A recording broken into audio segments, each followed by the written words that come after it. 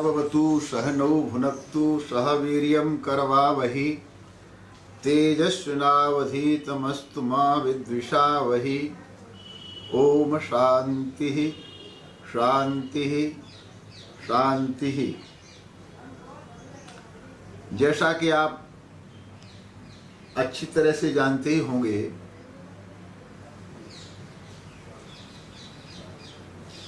कि सबकी कल्याण की भावना से ओतप्रोत सारे विश्व में एक ही धर्म है।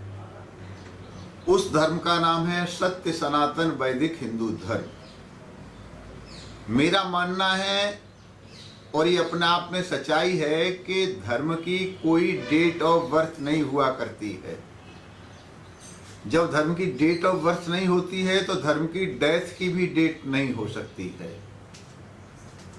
लोग कहते हैं मजहब नहीं सिखाता आपस में बैर करना। मेरा मानना है कि मजहब ही सिखाता है आपस में बैर करना, धर्म नहीं सिखाता आपस में बैर करना।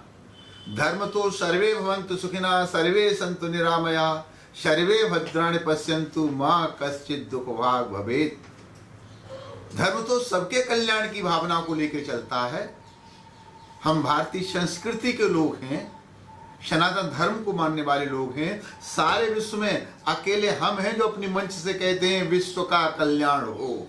हम विश्व के कल्याण की बात करते हैं, व्यक्ति के, प्रदेश के, राष्ट्र के, केवल सीमा में नहीं। हम सारी सीमाओं को तोड़ के धर्म के आधार पर विश्व के कल्याण की भावना केवल हिंदू धर्म में है, सनातन धर्म में है। इसलिए भारतीय संस्कृति जो सनातन धर्म जिस पर आधारित है, हमारे यहाँ 4 वेद हैं, हमारे यहाँ 6 शास्त्र हैं, 18 पुराण हैं, 27 स्मृतियाँ हैं, गीता जैसा ग्रंथ है, रामायण जैसा ग्रंथ है, जिसके आधार पर सारे विश्व को एक सूत्र में पिरोया जा सकता है। तो मुझे लगता है कि धर्म एक ऐसा तत्व है, एक ऐसा माध्यम है जो जोड़ता है, धर्म तोड़ता नहीं है। धर्म जोड़ता है। धर्मो धार्यते प्रजा, धर्म वो जिसे प्रजा धारण कर सके, जिससे कल्याण हो सके। परंतु दुर्भाग्य है इस आजाद भारत में तथा कथित सेकुलरवादी जो घोर सांप्रदायिक हैं, जो धर्म की परिभाषा को जानते नहीं हैं, ऐसे लोगों ने धर्म पर चलने वाले लोगों को सांप्रदायिक कहना शुरू कर दिया। वो बहुत संकीर्ण विचारधारा के लोग हैं जो इस प्रकार की बात करते हैं। मुझे लगता है कि भारतीय संस्कृति में जो हिंदू धर्म है, सनातन धर्म है, ये सारे विश्व की कल्याण की भावनाओं को लेके चलता है। हमने आज तक किसी को भी तलवार के बल पर उसका मजहब बदलने का प्रयास नहीं किया, सबको गले से लगाया।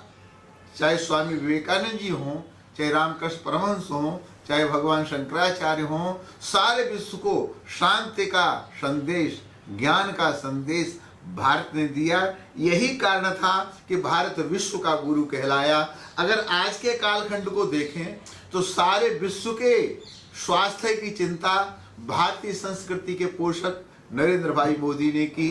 तो 21 जून योग दिवस के रूप में स्वामी रामदेव जी को देखें तो स्वामी रामदेव सारे विश्व में योग की अलग जगाए हुए हैं। और राजनीति में होते हुए हमारे प्रधानमंत्री नरेंद्र भाई मोदी अपने भाषण में बार बार कहते हैं लोका समस्ता सुखिनो भवन्तु। वो जितने धरती पर राष्ट्र हैं वो सबके सुख की बात करते हैं। तो सारे धरती पर हिंदू धर्म कहूँ, सनातन धर्म कहूँ, यही एक धर्म है जो सबके कल्याण की बात करता है। इसके अलावा जितनी मजहब धरती पर हैं वो आपस में लड़ाने की बात करते हैं। मैं भारतीय संस्कृति का पोषक हूँ, मैं सौभाग्यशाली हूँ कि भारत में पैदा हुआ हूँ और मुझे इस धर्म पर चलने का भगवान की कृपा से अवसर मिला है। मैं आपका ये धर्म जागरण ऐप्स में आप डाउनलोड करना चाहते हैं, इसके लिए मैं शुभकामनाएं देता हूँ और मैं चाहता हूँ कि इसको अच्छी तरह से पूरी भारतीय संस्कृति, लोगों ने इसे जो बदनाम कर रखा है, क्या है हिंदू धर्म, क्या है सनातन धर्म, क्या है हिंदू। हिंदू एक जीवन, एक पद्धति है। और उस पद्धति के बारे में सब लोगों को बताना जानना ये बहुत आवश्यक है। तो मैं आपसे आग्रह करूंगा कि हिंदू धर्माचार्यों से मिलें, शंकराचार्यों से मिलें, आचार्य महामंडलेश्वरों से मिलें, मंडलेश्वरों से मिलें, महंतों से मिलें, संतों से मिलें, अखाड़ों के आचार्यों से मिलें और भी विद्वान लोगों से मिलें और मिल करके इसे बढ़िया से बढ़िया, अच्छे से अच्छा बनाएं, जिससे विश्व का कल्याण हो, इस राष्ट्र का नाम हो। ऐसा आप कुछ करें, आपको भी भगवान का आशीर्वाद प्राप्त हो, ऐसी मैं भगवान से कामना करता हूँ। जान के माध्यम से